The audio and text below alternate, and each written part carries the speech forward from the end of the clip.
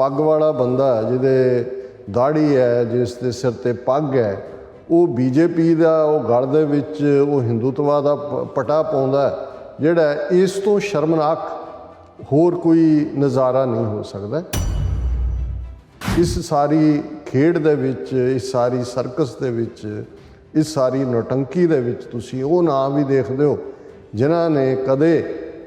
बड़ी शोहरत लई पंथक दायराकार किवें 300 साल के मौके दे उत्ते ईवन आनंदपुर साहब की धरती ते RSS वालियां ने खाकी निकरां पा के परेड की सी। RSS मुखी ने जिहड़ा उन्हां दा उदों बयान दिता सी कि अगर जथेदारों ने इसे मान भी लिया है तो सिख संगतें नहीं मानेगी। वही लोग जिहड़े उस पीरीयड दे विच खुफिया मुलाकातां कर रहे थे अज खुल के बीजेपी की जिहड़ी है वो गोच जाके बैठे ने।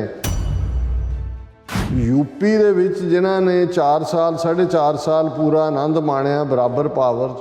और वो जिहड़े छड्डण वाले ने वो OBC दे ने, अदर बैकवर्ड क्लासिस दे। उन्होंने समझ आ रहा कि भाई अल्टीमेटली हिंदुत्व के एजेंडे च असी तो आ गए विच इन्हां दे, पर इन्हां दी इंटेंट की है।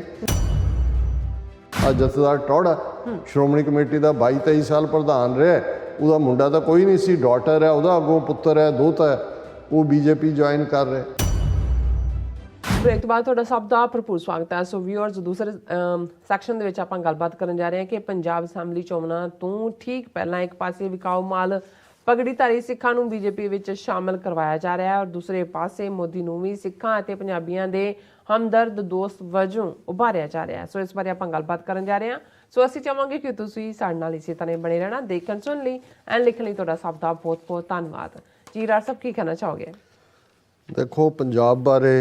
जिक्र करन नूं जी भी नहीं करदा, पर रह भी नहीं सकते। अच्छा, क्योंकि एक पासे असी पिछले लगभग जदों असी 16 नवंबर तक की गल करते हैं, क्योंकि 17 नवंबर नूं मोदी 2 हाथ जोड़ के TV के सामने खड़ा 17 मिनट के अपने एड्रैस दे विच माफ़ी भी मंग रहा सी, तीनों खेती कानूनां नूं वापस लैण दा भी ऐलान कर रहा सी,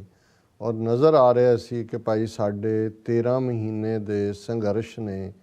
जिहदे च सिख कौम दे बेस्ट ट्रेट सामने आए, दुनिया ने देखे, साड़ी फराख दिली भी देखी, साड़ी रिजिलीएंस भी देखी, साड़ी रजिस्टेंस भी देखी, साडा प्यार भी देखा, और आले दुआले दे लोगों ने देखा कि भाई ये असल राजे ने, असल बादशाह ने। और वो अज भी जड़ियाँ उन्हां दियां वीडियोज़ यूट्यूब दे उत्ते और दूसरे नैटवर्क्स ते तुसी देख सकते हो। हुण वो फाइनैसट मूवमेंट सी जदों कि जित के जदों ये उत्थे बैठियां साडियां मातावां, साडे बजुर्ग कहंदे सी कि भाई दिल्ली फतह करके मुड़ांगे और दिल्ली जित के मुड़ांगे, और वाकई वो दिल्ली जित के मुड़े। और जिवें केसरी निशाना की शानो शौकत दे नाल वो पूरे एंथूजियाज़म दे विच वो काफले किसानां दे पंजाब की धरती ते हरियाणा जां लखीमपुर खीरी जिथे कि वड्डी गिणती सिख किसान ने वापस गए, तो वो नज़ारा भी बिल्कुल उवें ही सी जिवें तुसी जंग जित के वापस मुड़दे हो। वो तुहाडीआं फाइनैसट मूवमेंट हुंदियां ने, और तुसी कई बार ये अंदाज़ा लाण लग जाते हो कि शायद जिवें एक भीड़ दे विच जदों सारे ताड़ियां मार रहे होण तो लगदा है भी सारे ही खुशी च ने, हालां उन्हां च किन्नियां दे अंदर सड़ रहे हुंदे ने, पर उस वो माहौल ताड़ियां दा हुंदा तो ताड़ियां मार रहे हुंदे ने। सो ये लगन लग गया कि भाई ये हुण जिहड़ा बीजेपी की धौण दे विच किला ठोकिया और जिहड़ा उन्हां दा सरिया कढ़िया और अपना ठोकिया, इहदे बड़े लॉन्ग टर्म प्रभाव होणगे। और दूसरा, लेकिन जो वरतारा असी इन्हां पिछले आलमोस्ट 3-4 हफ्तियां च देख रहे हैं वो शर्मिंदा करने वाला है। एक पासे यूपी का सिनेरियो है, हुण ज़ाहिर है कि दोनों सूबियां दे विच और उत्तराखंड और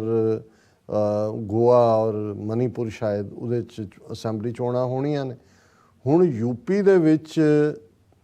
वो उहदे आदित्यनाथ की कैबिनेट के मिनिस्टर होण, MLA होण, वो रिजाइन कर रहे हैं बीजेपी तो, बीजेपी नूं छड्ड रहे हैं। ਤੇ ਪੰਜਾਬ ਦੇ ਵਿੱਚ ਅਸੀਂ ਇਹ ਵਰਤਾਰਾ ਦੇਖ ਰਹੇ ਹਾਂ ਕਿ ਕੈਪਟਨ ਅਮਰਿੰਦਰ ਤੋਂ ਜਿਹੜਾ ਸ਼ੁਰੂ ਹੋਇਆ ਵਰਤਾਰਾ ਸੀ ਔਰ ਢੀਂਡਸਾ ਐਂਡ ਕੰਪਨੀ ਔਰ ਉਹਨਾਂ ਦਾ, ਉਹ ਤੁਹਾਨੂੰ ਰੋਜ਼ਾਨਾ ਕੋਈ ਨਾ ਕੋਈ ਖਬਰ ਜਿਸ ਦੇ ਵਿੱਚ ਅੱਡ-ਅੱਡ ਤਰ੍ਹਾਂ ਕਿ ਜੀ ਬੀਜੇਪੀ ਨੂੰ ਜੁਆਇਨ ਕਰ ਰਹੇ ਨੇ। ਇੱਕ ਤੁਹਾਨੂੰ ਪੱਗ ਵਾਲਾ ਬੰਦਾ ਜਿਹਦੇ ਦਾੜੀ ਹੈ, ਜਿਸ ਦੇ ਸਿਰ ਤੇ ਪੱਗ ਹੈ, ਉਹ ਬੀਜੇਪੀ ਦਾ ਉਹ ਗਲ ਦੇ ਵਿੱਚ ਉਹ ਹਿੰਦੂਤਵਾ ਦਾ ਪਟਾ ਪਾਉਂਦਾ, ਜਿਹੜਾ ਇਸ ਤੋਂ ਸ਼ਰਮਨਾਕ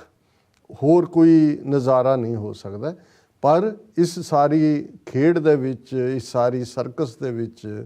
ਇਸ ਸਾਰੀ ਨੌਟੰਕੀ ਦੇ ਵਿੱਚ ਤੁਸੀਂ ਉਹ ਨਾਂ ਵੀ ਦੇਖਦੇ ਹੋ ਜਿਨ੍ਹਾਂ ਨੇ ਕਦੇ ਬੜੀ ਸ਼ੋਹਰਤ ਲਈ ਪੰਥਕ ਦਾਇਰਾਕਾਰ, ਜਿਵੇਂ ਇੱਕ ਮੈਂ ਤਾਂ ਨਹੀਂ ਜਾਣਦਾ ਉਹਦੇ ਬਾਰੇ, ਪ੍ਰੋਫੈਸਰ ਸਰਚਾਂਦ ਸਿੰਘ ਦਾ ਨਾਂ ਆ ਰਿਹਾ ਕਿ ਜੀ ਉਹ ਦਮਦਮੀ ਟਕਸਾਲ ਬਾਬਾ ਹਰਨਾਮ ਸਿੰਘ ਧੁੰਮਾ ਗਰੁੱਪ ਜਿਹੜਾ ਹੈ ਉਹਨਾਂ ਦਾ ਸਪੋਕਸਪਰਸਨ ਵੀ ਔਰ ਪੂਰਾ ਜਿਹੜਾ ਉਹ ਮੀਡੀਆ 'ਚ ਰਹਿਣ ਵਾਲਾ। ਲੇਕਿਨ ਹੁਣ ਜਦੋਂ ਤੁਸੀਂ ਉਹਦੇ ਇੰਟਰਵਿਊ, ਉਹ ਬੀਜੇਪੀ ਜੁਆਇਨ ਕਰਦਾ ਔਰ ਉਹਦੇ ਇੰਟਰਵਿਊ ਦੇਖਦੇ ਹੋ, ਕਹਿੰਦਾ ਵੀ ਨਾਗਪੁਰ ਨਾਲ ਜਿਹੜੀ ਸਾਡੀ ਸਾਂਝ ਹੈ ਕੋਈ ਅੱਜ ਦੀ ਥੋੜ੍ਹੀ ਹੈ, ਇਹ ਤਾਂ 1999 'ਚ ਮੋਹਨ ਭਾਗਵਤ ਜਿਹੜਾ ਉਹ ਚੌਂਕ ਮਹਿਤੇ ਆਇਆ ਸੀ, ਅਸੀਂ ਤਾਂ ਉਦੋਂ ਵੀ ਉਹਨਾਂ ਦੇ ਨਾਲ ਗੱਲਬਾਤ ਕਰਦੇ, ਗੱਲਬਾਤ ਦੇ ਵਿੱਚ ਕੀ ਨੁਕਸਾਨ ਹੈ। ਹੁਣ ਜਦੋਂ ਤੁਸੀਂ 1999 ਸਾਲ ਦੇਖਦੇ ਹੋ ਔਰ ਫਿਰ ਤੁਹਾਨੂੰ ਇੱਕਦਮ ਧਿਆਨ ਆਉਂਦਾ ਹੈ ਕਿ ਭਾਈ ਇਹ ਕਿਵੇਂ ਸਾਰਾ ਸੰਤ ਸਮਾਜ ਬਣਾ ਕੇ, ਕਿਵੇਂ 300 ਸਾਲਾਂ ਦੇ ਮੌਕੇ ਦੇ ਉੱਤੇ ਈਵਨ ਅਨੰਦਪੁਰ ਸਾਹਿਬ ਦੀ ਧਰਤੀ ਤੇ RSS ਵਾਲਿਆਂ ਨੇ ਖਾਕੀ ਨਿੱਕਰਾਂ ਪਾ ਕੇ ਪਰੇਡ ਕੀਤੀ ਸੀ ਜੀ, ਔਰ ਕਿਵੇਂ ਇਹ ਸਾਰਾ ਨਾਨਕਸ਼ਾਹੀ ਕੈਲੰਡਰ ਦਾ ਮੁੱਦਾ ਵੀ ਜਿਹੜਾ ਕਿ 1999 ਦੇ ਵਿੱਚ ਜਿਹਨੂੰ ਇੰਪਲੀਮੈਂਟ ਕੀਤਾ ਜਾਣਾ ਸੀ ਔਰ ਲੱਖਾਂ ਦੀ ਗਿਣਤੀ 'ਚ ਉਹ ਪਬਲਿਸ਼ ਹੋ ਚੁੱਕਾ ਸੀ, ਉਹਨੂੰ ਰੁਕਵਾਇਆ ਗਿਆ ਸੀ। ਔਰ ਉਹੀ RSS ਮੁਖੀ ਨੇ ਜਿਹੜਾ ਉਹਨਾਂ ਦਾ ਉਦੋਂ ਬਿਆਨ ਦਿੱਤਾ ਸੀ ਕਿ ਅਗਰ ਜਥੇਦਾरों ने इसे मान भी लिया है तो सिख संगत नहीं मानेगी। उदों भी सानू समझ नहीं सी आ रही भी वो सिख संगत किनू कहते हैं कि भी तो कौम ने एक कंसैंसस नाल एक लंबे जिहड़ी है डिबेट तो बाद उन्होंने हालां डाइसेंशन सी उदों भी वो हर चेंज दे वेले हुंदी है, लेकिन हुण जदों एकदम उही लोग जिहड़े उस पीरीयड दे विच खुफिया मुलाकातां कर रहे सी अज खुल के बीजेपी ਦੀ ਜਿਹੜੀ ਹੈ ਉਹ ਗੋਦ 'ਚ ਜਾ ਕੇ ਬੈਠੇ ਨੇ, ਤਾਂ ਫਿਰ ਭੁਲੇਖਾ ਨਹੀਂ ਹੋਣਾ ਚਾਹੀਦਾ ਕਿ ਕਿਸ ਲੈਵਲ ਤੱਕ ਇਨਫਿਲਟ੍ਰੇਸ਼ਨ ਜਿਹੜੀ ਹੈ ਉਹ ਅੰਦਰ ਇਹਨਾਂ ਦੀ RSS ਦੀ ਸੀ। ਫਿਰ ਅਸੀਂ ਇੱਕ ਗਰੁੱਪ ਉਸ ਕਿਸਮ ਦੇ ਲੋਕਾਂ ਦਾ ਹੀ ਜਿਨ੍ਹਾਂ 'ਚ ਇੱਕ ਸਾਬਕਾ ਅਕਾਲ ਤਖਤ ਦਾ ਜਥੇਦਾਰ ਉਹ ਅਮਿਤ ਸ਼ਾਹ ਦੇ ਨਾਲ ਦਿੱਲੀ 'ਚ ਮੁਲਾਕਾਤ ਕਰਕੇ ਕਿ ਜੀ ਅਸੀਂ ਤਾਂ ਸਿਆਸੀ ਕੈਦੀ ਰਿਹਾ ਔਰ ਚੰਡੀਗੜ੍ਹ ਪੰਜਾਬ ਇਹ, ਮਤਲਬ ਇਹ ਹੈ ਕਿ ਇਹ ਸਿਨੇਰੀਓ ਕਿ ਜਿੱਥੇ यूपी ਦੇ ਵਿੱਚ ਜਿਨ੍ਹਾਂ ਨੇ 4 ਸਾਲ 4.5 ਸਾਲ ਪੂਰਾ ਆਨੰਦ ਮਾਣਿਆ ਬਰਾਬਰ ਪਾਵਰ 'ਚ, ਔਰ ਉਹ ਜਿਹੜੇ ਛੱਡਣ ਵਾਲੇ ਨੇ ਉਹ OBC ਦੇ ਨੇ, ਅਦਰ ਬੈਕਵਰਡ ਕਲਾਸਿਸ ਦੇ, ਉਹਨਾਂ ਨੂੰ ਸਮਝ ਆ ਰਿਹਾ ਕਿ ਭਾਈ ਇਹ ਅਲਟੀਮੇਟਲੀ ਹਿੰਦੂਤਵਾ ਦੇ ਏਜੰਡੇ 'ਚ ਅਸੀਂ ਤਾਂ ਆ ਗਏ ਵਿੱਚ ਇਹਨਾਂ ਦੇ, ਪਰ ਇਹਨਾਂ ਦੀ ਇੰਟੈਂਟ ਕੀ ਹੈ। ਔਰ ਐਸਾ ਇਸ ਲੈਵਲ ਦੇ ਲੋਕ ਪੰਜਾਬ ਦੇ ਵਿੱਚ, ਔਰ ਈਵਨ ਆ ਜਥੇਦਾਰ ਟੌੜਾ ਸ਼੍ਰੋਮਣੀ ਕਮੇਟੀ ਦਾ 22-23 ਸਾਲ ਪ੍ਰਧਾਨ ਰਿਹਾ, ਉਹਦਾ ਮੁੰਡਾ ਤਾਂ ਕੋਈ ਨਹੀਂ ਸੀ, ਡਾਟਰ ਹੈ ਉਹਦਾ, ਅੱਗੋਂ ਪੁੱਤਰ ਹੈ, ਦੋਤਾ ਹੈ, ਉਹ BJP ਜੁਆਇਨ ਕਰ ਰਿਹਾ। ਔਰ ਹੋਰ ਕਿੰਨੇ ਨਾ ਕਈ ਜ਼ਿਲ੍ਹਾ ਲੈਵਲ ਦੇ, ਕੋਈ ਫਲਾਣਾ ਤੇ ਕੋਈ ਢਿਮਕਾ ਕਾਂਗਰਸੀ, ਤਾਂ ਇੱਕ ਸਮਝ ਆ ਸਕਦਾ ਹੈ ਕਿ ਭਾਈ ਉਹਨਾਂ ਨੂੰ ਲੱਗਦਾ ਵੀ ਇਧਰੋਂ ਸਾਡੀ ਟਿਕਟ ਨਾ ਕੱਟੀ ਜਾਏ, ਉਧਰ ਚਲੇ ਜਾਵਾਂਗੇ। ਪਰ ਇਹ ਇੱਕ ਬੜਾ ਬੇਸ਼ਰਮੀ ਦਾ ਆਲਮ ਜਿਹੜਾ ਰੋਜ਼ਾਨਾ ਸਾਨੂੰ ਝੇਲਣਾ ਪੈਂਦਾ। ਔਰ ਇਸ ਸਾਰੇ ਦੇ ਉੱਤੇ ਮਤਲਬ ਅੱਜ ਇਹ ਵਰਤਾਰਾ ਕਿਉਂ ਹੈ। ਔਰ ਫਿਰ ਮੈਂ ਅੱਜ ਕੁਦਰਤੀ ਜਦੋਂ ਜੰਗਨਾਮਾ ਸਿੰਘਾਂ ਫਰੰਗੀਆਂ ਪੜ੍ਹ ਰਿਹਾ ਸੀ, ਇਸੇ ਨੂੰ ਧਿਆਨ ਰੱਖਣ ਲਈ ਮੈਨੂੰ ਇੱਕ ਉਹਨਾਂ ਦੀ ਲਾਈਨ ਹੀ ਯਾਦ ਸੀ ਕਿ ਵੀ ਪੱਗ ਦਾੜੀਆਂ ਦੀ ਰੱਖੋ ਲਾਜ ਯਾਰੋ। ਤੇ ਮੈਂ ਕਿਹਾ ਇਹ ਸ਼ਾਹ ਮੁਹੰਮਦ ਨੇ ਕਿਸ ਕੌਂਟੈਕਸਟ 'ਚ ਕਿਹਾ ਸੀ? ਇਹ ਉਹੀ ਸੀ ਜਦੋਂ ਲਾਹੌਰ ਦਰਬਾਰ ਪੂਰੀ ਤਰ੍ਹਾਂ ਖਾਨਾ ਜੰਗੀ ਦਾ ਸ਼ਿਕਾਰ ਹੈ, ਇੱਕ ਪਾਸੇ ਫੌਜ ਦਾ ਇੱਕ ਹਿੱਸਾ ਬੇਕਾਬੂ ਹੋਇਆ, ਕਦੇ ਕਿਸੇ ਦੇ ਜਾ ਚੜ੍ਹਦੇ ਨੇ, ਕਦੇ ਕਿਸੇ ਦੇ ਜਾ ਚੜ੍ਹਦੇ ਨੇ, ਔਰ ਖੂਨ ਖਰਾਬਾ ਚੱਲ ਰਿਹਾ। ਤਾਂ ਉਸ ਜਿਹੜਾ ਸਿਨੇਰੀਓ ਨੂੰ ਸ਼ਾਹ ਮੁਹੰਮਦ ਨੇ ਬਿਆਨਿਆ ਸੀ ਕਿ ਸਿਰ ਤੇ ਫੌਜ ਦੇ ਰਿਹਾ ਨਾ ਕੋਈ ਕੁੰਡਾ, ਹੋਇਆ ਸ਼ੁਤਰ ਜਿਉਂ ਬਾਜ ਮੁਹਾਰ ਮੀਆਂ, ਸ਼ਾਹ ਮੁਹੰਮਦਾ ਫਿਰਨ ਸਰਦਾਰ ਲੁਕਦੇ, ਭੂਤ ਮੰਡਲੀ ਹੋਈ ਤਿਆਰ ਮੀਆਂ। ਹੁਣ ਇਹ ਅਸੀਂ ਬਹੁਤ ਇਹ ਟਰਮ ਅੱਜ ਵੀ ਯੂਜ਼ ਹੁੰਦੀ ਹੈ ਕਿ ਸ਼ੁਤਰ ਬੇਮੁਹਾਰ। ਹੁਣ ਜਿਵੇਂ ਘੋੜੇ ਨੂੰ ਕਾਬੂ 'ਚ ਰੱਖਣ ਲਈ ਲਗਾਮ ਹੈ, ਇਸ ਤਰ੍ਹਾਂ ਜਿਹੜਾ ਊਠ ਜਾਂ ਉੱਠ ਕਹਿੰਦੇ ਨੇ ਮਾਲਵੇ ਦੇ ਵਿੱਚ, ਇਹਨੂੰ ਉਰਦੂ ਫਾਰਸੀ 'ਚ ਸ਼ੁਤਰ ਕਹਿੰਦੇ ਨੇ ਕੈਮਲ ਨੂੰ, ਜੀ ਹੁਣ ਜਿਹੜੀ ਕੈਮਲ ਨੂੰ ਕਾਬੂ ਰੱਖਦੀ ਹੈ ਉਸ ਨੂੰ ਮੁਹਾਰ ਕਹਿੰਦੇ ਨੇ, ਜਿਵੇਂ ਘੋੜੇ ਨੂੰ ਕਾਬੂ 'ਚ ਰੱਖਣ ਲਈ ਲਗਾਮ ਹੈ। ਤੇ ਜਦੋਂ ਕੋਈ ਬੇਕਾਬੂ ਹੋਏ ਤਾਂ ਉਹਦੇ ਲਈ ਬੰਦਾ ਬੇਕਾਬੂ, ਅਸੀਂ ਉਹਨੂੰ ਕਹਿੰਦੇ ਛੁਤਰ ਬੇਮੁਹਾਰ, ਜੀ ਕਿ ਉਹ ਸੂਟ ਵਾਂਗ ਹੈ ਜਿਹਦੇ ਮੁਹਾਰ ਨਹੀਂ ਹੈ ਪਾਈ ਹੋਈ। ਸੋ ਉਹ ਕਹਿੰਦੇ ਨੇ ਸਿਰ ਤੇ ਫੌਜ ਦੇ ਰਿਹਾ ਨਾ ਕੋਈ ਕੁੰਡਾ, ਹੋਇਆ ਛੁਤਰ ਜੋ ਬਾਝ ਮੁਹਾਰ ਮੀਆਂ, ਜਿਵੇਂ ਛੁਤਰ ਦੇ ਮੁਹਾਰ ਨਹੀਂ ਰਹੀ। ਸ਼ਾਹ ਮੁਹੰਮਦਾ ਫਿਰਨ ਸਰਦਾਰ ਲੁਕਦੇ, ਭੂਤ ਮੰਡਲੀ ਹੋਈ ਤਿਆਰ ਮੀਆਂ। ਹੁਣ ਜਦੋਂ ਤੁਸੀਂ ਇਹ ਦੇਖੋ ਵੀ ਇਹ ਸਾਰੇ ਹੀ ਇਸ ਕਿਸਮ ਦੇ ਵੰਨ ਸਵੰਨੇ ਵਿਕੇ ਹੋਏ ਕਰੈਕਟਰ ਕਿਵੇਂ ਸਾਹਮਣੇ ਨਿਕਲ ਰਹੇ ਨੇ, ਔਰ ਇਹੀ ਸ਼ਾਹ ਮੁਹੰਮਦ ਹਮਦਰਦੀ ਰੱਖਦਾ ਹੈ ਸਿੱਖ ਦਰਬਾਰ ਨਾਲ, ਰਾਜ ਨਾਲ। ਉਹਦੇ ਆਪਣੇ ਬਜ਼ੁਰਗ ਜਿਹੜੇ ਨੇ ਸਿੱਖ ਫੌਜ ਦੇ ਵਿੱਚ ਨੇ, ਤੇ ਉਹਨੂੰ ਜਦੋਂ ਪਹਿਲੀ ਐਂਗਲੋ ਸਿੱਖ ਵਾਰ ਸ਼ੁਰੂ ਹੁੰਦੀ ਹੈ ਔਰ ਇਹ ਲਾਲ ਸਿੰਘ, ਤੇਜ ਸਿੰਘ ਇਹ ਸਾਰੇ ਗੱਦਾਰੀ ਕਰਦੇ ਨੇ, ਔਰ ਉਦੋਂ ਵੀ ਫਿਰ ਉਹ ਕਹਿੰਦੇ ਨੇ ਕਿ ਭਾਈ ਪਹਿਲੀ ਲੜਾਈ ਜਦੋਂ ਫੇਰੂ ਸ਼ਹਿਰ ਜਾਂ ਮੁਦਕੀ ਦੀ, ਉਹਦੇ 'ਚ ਗੱਦਾਰੀ ਦੀ ਲਾਈਨ ਆਉਂਦੀ ਹੈ। ਫਿਰ ਜਿਹੜਾ ਕਪਰੇਟ ਜਿਹੜਾ ਸ਼ਾਹ ਮੁਹੰਮਦ ਦਾ ਅੱਜ ਦੇ ਹਾਲਾਤ ਨੂੰ ਜਿਹੜਾ ਹੈ ਉਹ ਸਾਨੂੰ ਯਾਦ ਦਹਾਨੀ ਕਰਵਾਉਂਦਾ। ਉਹਦੇ ਸ਼ਾਹ ਮੁਹੰਮਦ ਨੇ ਕਿਹਾ ਕਿ ਜਦੋਂ ਇਹ ਵਰਤਾਰਾ ਚੱਲ ਰਿਹਾ ਕਿ ਫੌਜ ਨੱਸ ਉੱਠਦੀ ਹੈ ਕਿਉਂਕਿ ਜਰਨੈਲ ਰਲੇ ਹੋਏ ਨੇ ਅੰਗਰੇਜ਼ਾਂ ਨਾਲ, ਪਿੱਛੋਂ ਬੈਠ ਸਰਦਾਰਾਂ ਗੁਰਮਤਾ ਕੀਤਾ, ਕੋਈ ਅਕਲ ਦਾ ਕਰੋ ਇਲਾਜ ਯਾਰੋ, ਛੇੜ ਬੁਰਛਿਆਂ ਦੀ ਸਾਡੇ ਪੇਸ਼ ਆਈ, ਪੱਗ ਦਾੜੀਆਂ ਦੀ ਰੱਖੋ ਲਾਜ ਯਾਰੋ, ਮੁੱਠ ਮੀਟੀ ਸੀ ਇਸ ਪੰਜਾਬ ਦੀ ਜੀ, ਇਹਨਾਂ ਖੋਲ ਦਿੱਤਾ ਸਾਰਾ ਪਾਜ ਯਾਰੋ, ਸ਼ਾਹ ਮੁਹੰਮਦਾ ਮਾਰ ਕੇ ਮਰੋ ਇੱਥੇ, ਕਦੇ ਰਾਜ ਨਾ ਹੋਏ ਮੁਹਤਾਜ ਯਾਰ। ਇਹ ਪੀੜ ਸੀ ਕਿ ਵੀ ਇੰਨਾ ਸਾਡਾ ਪੰਜਾਬ, ਸ਼ਾਹ ਮੁਹੰਮਦ ਉਸ ਰਾਜ ਦਾ ਆਪਣੇ ਆਪ ਨੂੰ ਆਪਣਾ ਰਾਜ ਸਮਝ ਕੇ ਉਹ ਕਹਿ ਰਿਹਾ ਕਿ ਸਾਡੀ ਮੁੱਠ ਮਿੱਟੀ ਹੋਈ ਸੀ ਇੱਥੇ, ਹਿੰਦੂ ਸਿੱਖ ਮੁਸਲਮਾਨ ਸਾਰੇ, ਜਿਹਦੇ ਉਹਨਾਂ ਨੇ ਕਿਹਾ ਸੀ ਕਿ ਭਾਈ ਹਿੰਦੂ ਮੁਸਲਮਾਨ ਸੁਖੀ ਵਸਦੇ ਸਨ, ਇੱਥੇ ਤੀਜੀ ਨਾ ਆਈ ਸੀ ਜਾਤ ਮੀਆਂ, ਕਿ ਕਦੇ ਕੋਈ ਹੋਰ ਹੈ ਹੀ ਨਹੀਂ ਸੀ। ਹੁਣ ਉਹਨਾਂ ਨੂੰ ਨਜ਼ਰ ਆ ਰਿਹਾ ਵੀ ਇਹ ਕਿੱਧਰ ਨੂੰ ਖਿੰਡ ਰਿਹਾ ਕੰਮ, ਤੇ ਉਹ ਉਸ